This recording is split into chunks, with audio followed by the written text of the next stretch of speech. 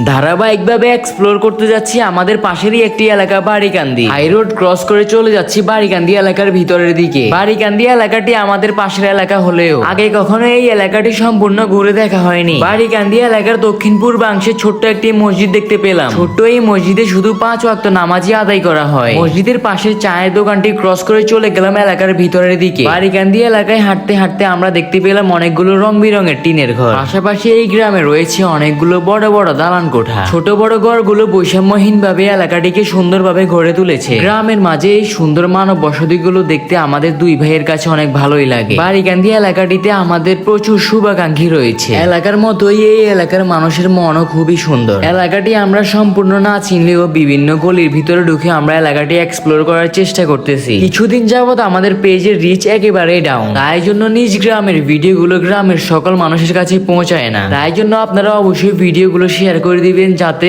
এলাকার সকল মানুষ তাও উপভোগ করতে পারে। আমরা দুই ভাই এলাকার মাঝে হাঁটতে হাঁটতে আমাদের সাথে দেখা হয়ে গেল বাড়িকান্দি এলাকার কিছু শুভাকাঙ্ক্ষীর সাথে। প্রিয় ভাইদের সাথে কিছুক্ষণ টাইম স্পেন্ড করার পর আমরা আবারও হাঁটা শুরু করলাম এলাকার পূর্বাংশ ধরে। আমাদের হাতে থাকা ব্যাগের ভিতরে রয়েছে ফেনিয়ান ক্যাপটি। আসলে ভিডিওটা সম্পূর্ণ করার পর আমাদেরকে এই ক্যাপগুলো এক জায়গায় ডেলিভারি দিতে হবে। ফেনিয়ান এই ক্যাপটির প্রতি আপনাদের এত ভালোবাসা দেখে আমরা সত্যিই অবাক হয়েছি। নিজের জেলার ফেনীকে রিপ্রেজেন্ট করতে ফেনিয়ান এই ক্যাপটি পারচেস করতে পারেন। স্ক্রিনে এবং ফিন কমেন্টে দেওয়া নাম্বারে যোগাযোগ করে ক্যাপটি খুব সহজেই পারচেস করতে পারবেন। ছোট্ট এই ভিডিওতে বাড়িকান্দি সম্পূর্ণ এলাকাটি ফুটিয়ে তুলতে পারিনি। এই সুন্দর এলাকার পরবর্তী অংশ দেখতে চাইলে অবশ্যই কমেন্টে জানাবেন।